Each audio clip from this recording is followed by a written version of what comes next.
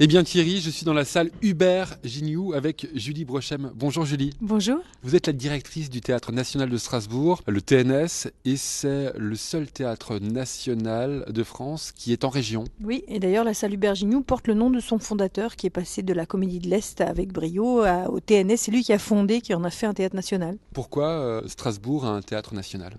Parce qu'Hubert Gignoux l'a voulu, il l'a exigé, et on a fait un théâtre national et il y aurait dû normalement en avoir d'autres parce que sur le territoire, le chantier de la décentralisation n'a pas été achevé, il est resté suspendu. C'est un théâtre qui a double casquette, on peut dire, on vient le soir regarder des pièces, applaudir des comédiens, mais vous avez également une école à l'intérieur de ce théâtre. Oui, il y a une grande école nationale, il y a un conservatoire national à Paris et il y a un conservatoire national à Strasbourg qui dépendent toutes les deux, ces deux écoles dépendent du ministère de la Culture. Et tout au long de l'année, vous dirigez, vous êtes également metteur en scène. Absolument, et je signe la mise en scène de Whistling Psyché dans cette pièce, un texte d'un auteur irlandais contemporain qui s'appelle Sébastien Barry. Vous êtes une amoureuse du théâtre ? On peut le dire, oui. Je suis dans un rapport de nécessité vitale avec le théâtre. Je viens tous les soirs. J'arrive pas à rompre le lien parce que le travail se fait tous les soirs en fait au théâtre. Aucune représentation n'est la même et donc on continue de travailler. Vos comédiens sur scène ont des costumes et c'est entre autres Gwendoline qui les a fait. Nous allons la rencontrer ensemble aux alentours de 7h10 sur France Bleu Alsace. On a des très beaux ateliers ici au TNS. C'est une des forces de ce théâtre.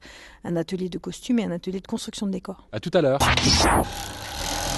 Eh bien Thierry, ça fait plus de 10 ans maintenant que Gwendoline travaille au Théâtre National de Strasbourg. Bonjour Gwendoline. Bonjour. La passion de la couture pour vous, ça fait des années. Un certain nombre, oui. Comment vous avez commencé ? Comment est née cette passion ? En fait, j'ai commencé à coudre toute seule pour faire des costumes pour des compagnies de théâtre de rue. Ensuite, je suis venue travailler une première fois au TNS où j'ai vu que je ne savais rien et où j'ai trouvé des gens volontaires pour m'apprendre mon travail. Qu'est-ce que vous avez appris par exemple ? Tout.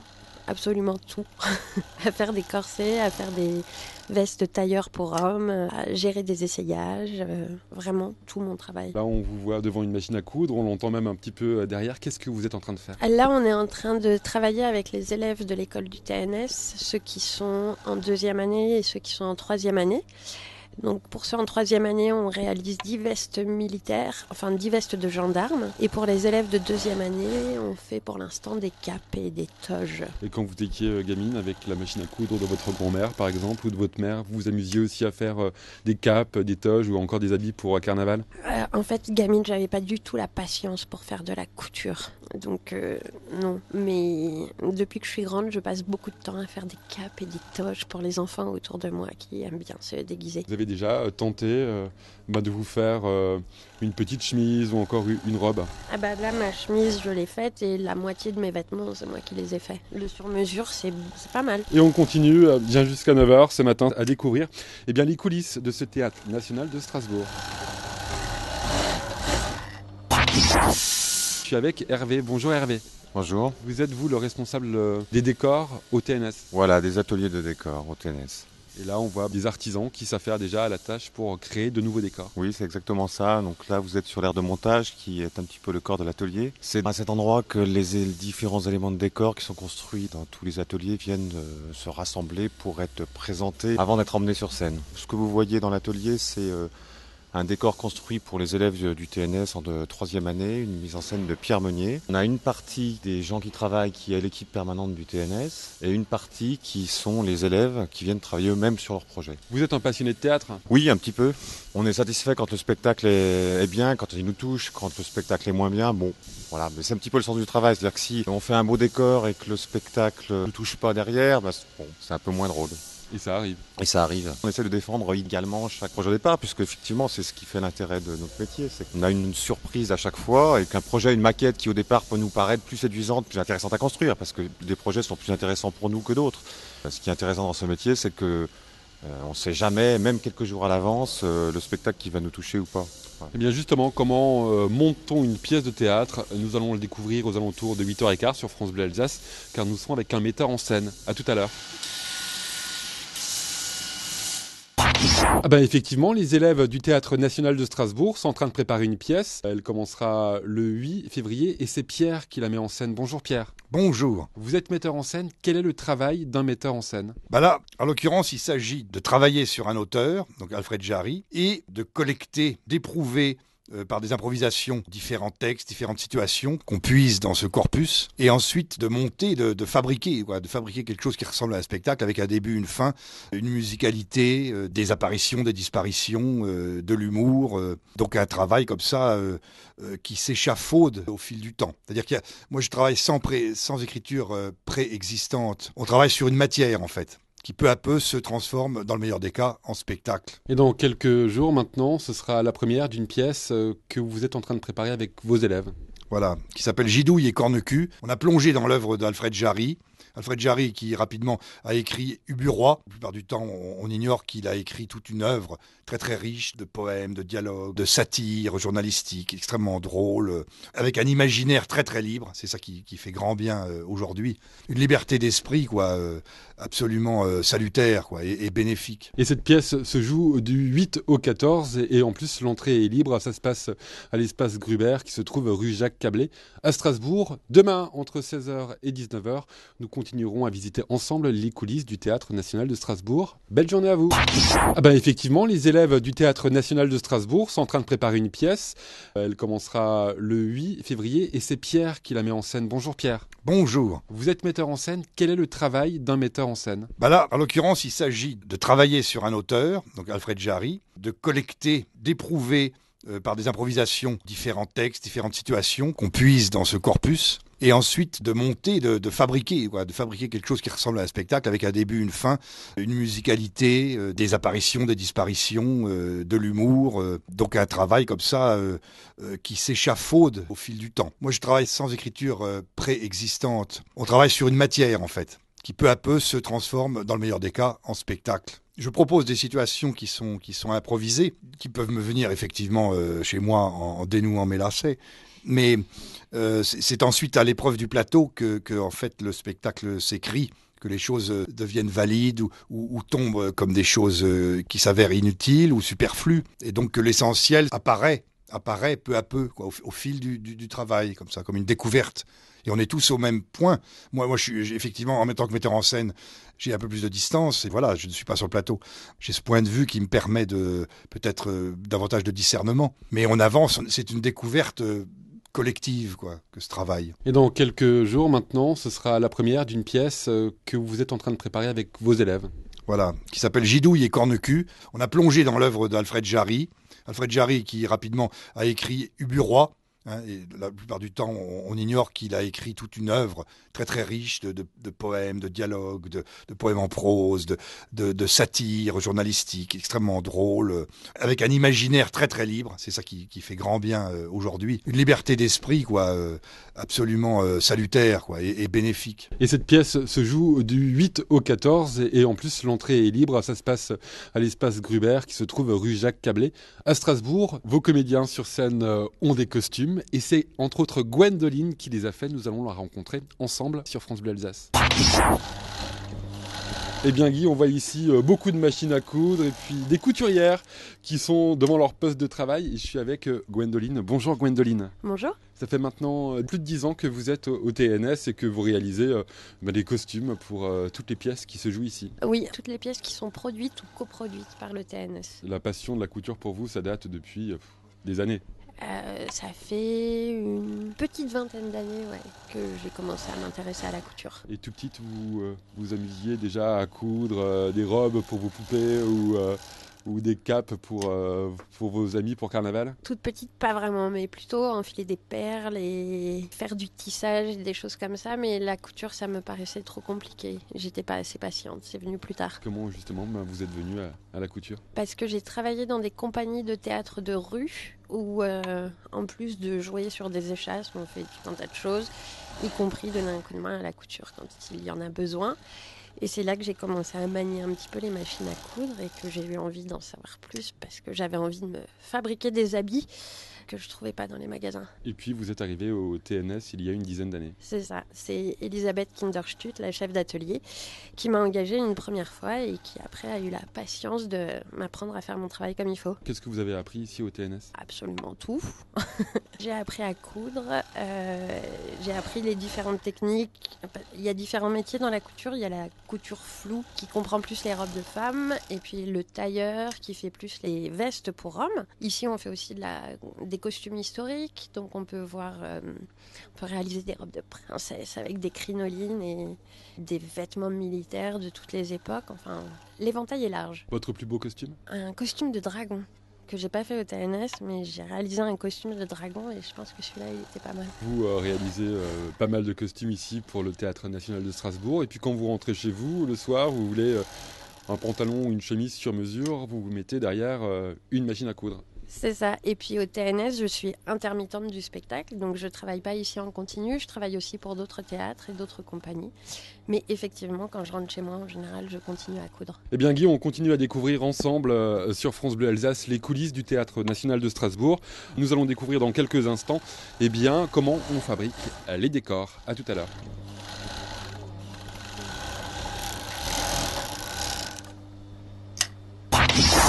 Eh bien Guy, je suis dans l'atelier serrurerie, métallerie avec Casimir. Bonjour Casimir. Bonjour. Et c'est pas une blague, Casimir, c'est votre vrai nom? C'est le vrai, d'origine polonaise. Vous faites quoi ici dans les ateliers du Théâtre National de Strasbourg? Chef d'atelier de métallerie. Il vous arrive de réaliser des pièces pour les comédiens qui vont aller sur scène ou pour les élèves comédiens? C'est pas les pièces qu'on réalise, c'est les rêves de metteurs en scène. Et les rêves sont toujours réalisables? Toujours. Il y a toujours une solution pour réaliser les rêves. On a vu avant que vous êtes en train de fabriquer un vélo 5 places. Eh oui, ça c'est pour un décor d'élèves. Il faut s'adapter à la rambarde de la salle Gruber à Strasbourg. Et vous vous cassez la tête pour réaliser ces décors parfois? Non, on a un autre chef d'atelier qui se tape la tête pour ça. Nous, on assiste un peu. Vous aimez le théâtre? Enfin, personnellement, j'ai pas le temps d'y aller parce que je suis entre 8 et 10 heures à l'atelier. Après, quand on rentre, on est fatigué. Et le week-end non plus? À week-end, on fait autre chose.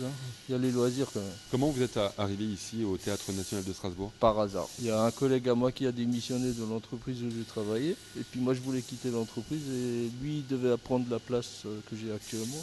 Et finalement, c'est moi qui l'ai prise. Et vous êtes heureux ici? Ah, très. Toujours le sourire, du matin au soir.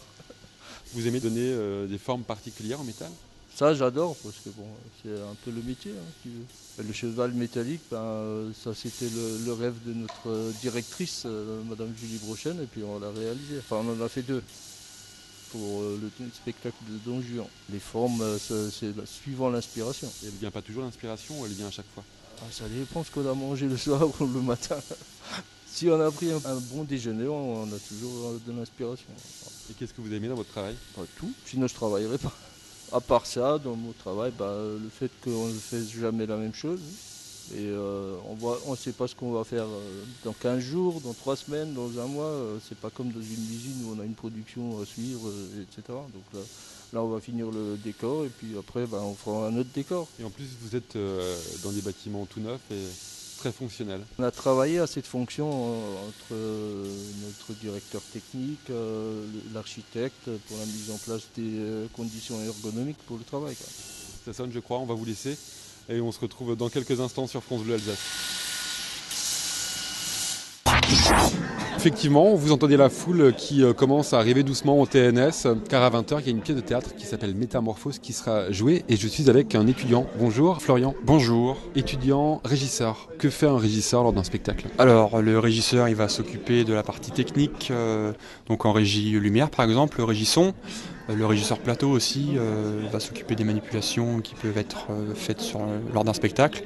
Et il y a aussi le régisseur général qui va s'occuper de l'équipe technique et aussi l'équipe artistique. Pourquoi avoir choisi ce métier de régisseur? Alors ça, c'est une passion qui remonte à très loin pour moi. Malgré mon jeune âge, ça fait une dizaine d'années, donc vers mes 13 ans, que je voulais entrer dans le milieu du théâtre en partie technique, car ces métiers sont assez captivants.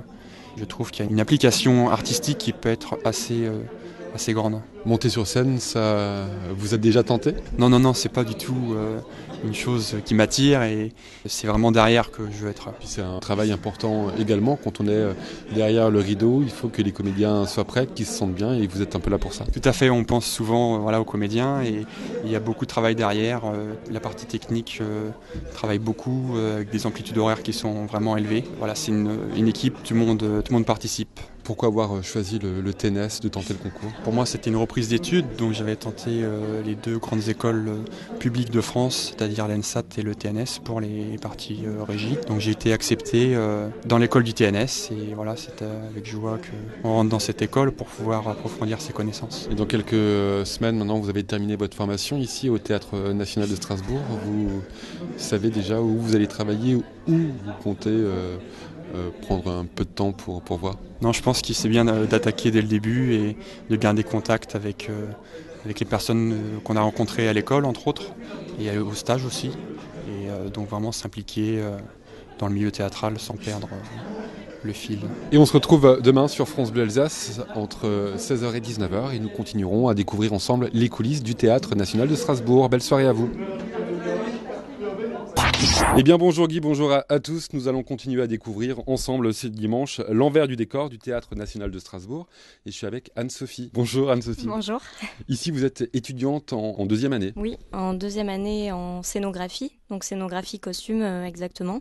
Alors ici on apprend en fait tout ce qui est la scénographie, donc c'est plus connu sous le nom de décorateur. En fait c'est tout ce qui est lié à la scène, à la mise en place du décor. Donc nous on essaie en fait selon les projets de réfléchir en fait, de concevoir déjà par rapport au texte un espace scénique, donc on appelle, et on est amené ensuite avec les élèves metteurs en scène à faire des propositions en fonction de ce qu'ils veulent. Donc en fait le travail du scénographe c'est surtout d'essayer de comprendre ce que veut justement ce metteur en scène, de se mettre d'accord dans des discussions sur quel décor on pourrait proposer qui va justement avec l'entité du texte, avec l'univers, et après ensuite on crée ce décor donc aux ateliers du théâtre à Ilkirch. Donc après, dans la pratique, plus tard, on ne sera pas forcément amené à créer vraiment nous-mêmes ce décor. Il y aura des personnes qui sont faites pour, qui sont là pour le faire. Mais c'est vrai qu'à l'école, on apprend un peu toutes les techniques et donc on apprend aussi à le faire. Dans la formation, on a aussi une formation niveau costume. Donc on est amené à faire les deux. Là par exemple sur les projets de deuxième année on est 4 scénographes, donc on a été divisé en fait en deux sur les deux projets, et donc il y en a un qui s'occupe du décor et un autre qui s'occupe des costumes.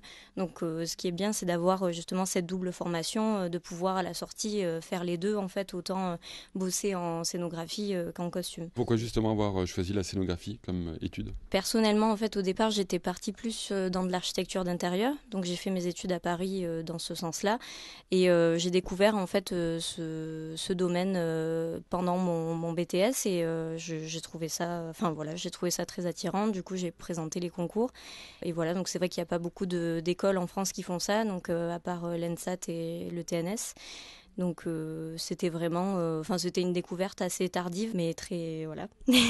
Combien de temps il vous reste à faire ici à Strasbourg? Il reste encore 1 an et demi cette année et la 3e année. Et après, vous allez vous retrouver sur le marché du travail ou vous allez continuer à travailler ici au Théâtre National de Strasbourg? Je pense qu'on se retrouve sur le marché du travail. Après, on est quand même amené à revenir ici pour nos projets. On est aidé quand même à la sortie par les gens qui nous ont formés ici. Donc, on peut quand même faire des projets avec les personnes qui sont là pour nous. Et ça se passe jusqu'à ce soir, 19h, sur France Bleu Alsace. On découvre ensemble le Théâtre National de Strasbourg. Ah, effectivement, le Théâtre National de Strasbourg abrite de nombreux artisans qui sont ici à Ilkirch ou Place de la République à Strasbourg pour créer les décors des pièces de théâtre qu'on peut voir régulièrement. Et je suis avec Christian. Bonjour Christian. Bonjour. Vous êtes menuisier ici. Menuisier, donc responsable de l'atelier menuiserie. Moi je m'occupe de toute la partie bois et dérivés de l'atelier. Donc bois, plastique, alu et panneaux principalement. Pourquoi vous avez choisi la menuiserie quand vous avez commencé à travailler? J'ai toujours aimé travailler le bois, c'est quelque chose qui m'a toujours plu depuis tout petit. Mon père était déjà menuisier, donc je le voyais travailler, et c'est une passion qui m'a transmis. Et travailler la matière noble, ça vous plaît? Énormément, de toujours créer des choses différentes, d'inventer, repousser les limites des matériaux. Un menuisier comme vous préfère travailler le sapin, le chêne ou le hêtre, ou c'est à chaque fois différent? C'est toujours différent, le bois est un matériau vivant, donc chaque morceau de bois, selon comment il a poussé, comment il vit, réagit différemment à l'usinage dans les machines. Votre bois préféré, c'est lequel? Le frêne, très dur à travailler. Il a un veinage nerveux, c'est un joli bois. Et chez vous, vous vous amusez à créer des meubles pour votre salon ou encore votre chambre à coucher? Oui, la maison complète. De la maison au saturbois jusqu'à la cuisine, aux meubles, tout ce qu'on peut faire en bois. Et ici, donc, vous créez en partie les décors qu'on voit sur scène au TNS. Oui, donc on travaille avec les scénographes qui viennent nous présenter leur projet, qui est une maquette au départ. Ensuite, avec Hervé au bureau d'études, on crée des plans, on choisit les matériaux, les contraintes techniques, budgétaires. On leur fait une proposition. Et suite à ça, on commence à fabriquer. Alors sur scène, on voit vos décors et puis les comédiens enfilent des costumes créés par les couturières. Nous allons rencontrer une couturière dans quelques instants sur France Bleu Alsace.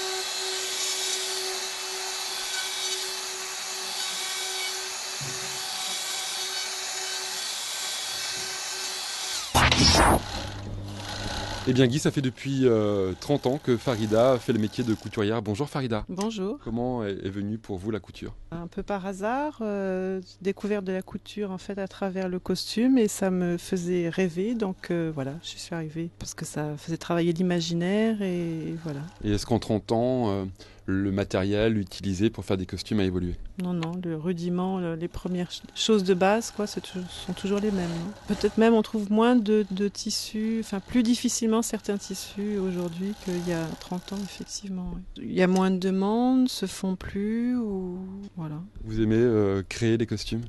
Oui, toujours, oui. C'est toujours, suivant les demandes, on a des nouvelles choses à faire et c'est toujours un peu un challenge de trouver les formes, de trouver les matériaux, puis de dompter tout ça pour qu'au final ça plaise et que ce soit mis et porté sur scène. Déjà, il y a toute une petite hiérarchie qui se passe avant que ça arrive dans mes mains.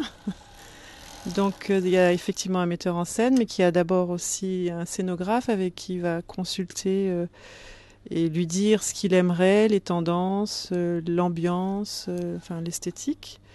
Et donc le scénographe va lui traduire ça donc après avec des documents ou des maquettes. Et donc entre eux ils vont se mettre d'accord. Et ensuite donc l'atelier de couture va intervenir à ce niveau-là avec donc le scénographe qui s'occupe des costumes. Donc va venir avec des maquettes ou des photocopies de photos qu'il a trouvées, etc. Donc de documentation. Qui va faire un choix d'abord premier de tissu. Ensuite bien sûr choix des couleurs. Donc si on trouve pas les couleurs, il y a aussi la teinture qui intervient. Donc souvent on engage quelqu'un qui s'occupe de la teinture. Voilà, après il va intervenir le moment de la coupe où on va devoir donc trouver les formes qui correspondent aux maquettes. Et ensuite va intervenir la couturière. La couturière, elle va en fait faire le montage de ce costume coupé, donc dans le fameux tissu, la doublure, les entoilages, etc. C'est assez complexe. Pour d'abord un essayage, donc le costume n'est absolument pas fini. On va essayer dans un premier temps quelque chose comme une espèce de bâti, comme une maison où on n'a rien fait encore à l'intérieur. Donc pour voir si le volume, les proportions correspondent à ce que s'imaginait le scénographe et le metteur en scène. Et si bien sûr ça va au comédien au niveau de la taille, etc. Je viens vous voir demain matin et que je veux un costume de dragon rose, vous me le faites ? Bien sûr, pas de problème.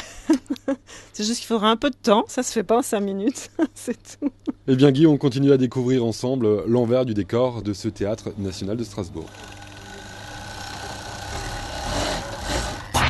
Vous avez raison Guy, elle vient tout juste de sortir de scène, elle est encore dans sa loge avec un joli costume qu'une couturière du Théâtre National a cousu spécialement pour elle, c'est Émilie. Bonjour Émilie.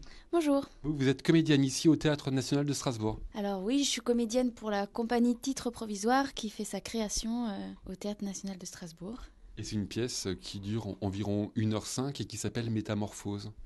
Oui, Métamorphose, c'est tiré de La Métamorphose de Kafka, c'est une adaptation de Sylvain Maurice, et dans laquelle je joue la petite sœur. Vous êtes sur les planches quasiment tout au long de l'année. Alors oui, mais après mon travail de comédienne, je l'alterne. Je fais des assistanats pour un chorégraphe ou pour un metteur en scène. J'ai beaucoup appris aussi en étant de l'autre côté, et puis en regardant se fabriquer un spectacle. Ça m'a beaucoup enrichi, mais c'est sur le plateau que je reste ces prochains soirs. Vous avez fait l'école du TNS ? Alors non. Je suis allée faire une école en Suisse qui s'appelle la Manufacture, qui est l'équivalent en fait du TNS, mais pour les Suisses romands. Les Suisses romands, c'est les Suisses francophones, pour ceux qui ne sauraient pas. Donc c'est le même type d'école, même formation, avec sa spécificité, ses rencontres. Et puis j'ai déboulé ici par une audition que Sylvain a menée. Donc voilà. Vous vous souvenez de la première pièce de théâtre que vous avez jouée ? La première fois que j'ai fait du théâtre, j'ai joué le rôle d'un chat, donc c'était très rigolo. Donc voilà, il faut débuter. Mais ce qui est assez rigolo et puis ce qui est marrant alors de cette pièce, c'est que moi j'ai commencé par faire de la musique en fait. Quand j'étais petite, j'ai fait du violon. Et ce qui est marrant, c'est que dans ce spectacle, je peux allier les deux parce que je serai également violoniste et interprète sur ce spectacle. Donc c'est un peu la musique qui m'a amenée après vers le théâtre, la poésie. Et puis là, j'ai la chance de pouvoir avoir les deux dans une même interprétation. Donc c'est vraiment un grand plaisir pour moi. Et si on veut vous voir sur scène, eh bien rendez-vous à partir de ce mardi, 20h, au Théâtre National de Strasbourg, pour vous applaudir dans la pièce qui s'appelle Métamorphose. Guy, on se retrouve dès la semaine prochaine sur France Bleu Alsace, vendredi entre 6h et 9h, samedi et dimanche entre 16h et 19h. Et nous allons découvrir ensemble les coulisses du Mont Saint-Odile. Belle soirée à vous.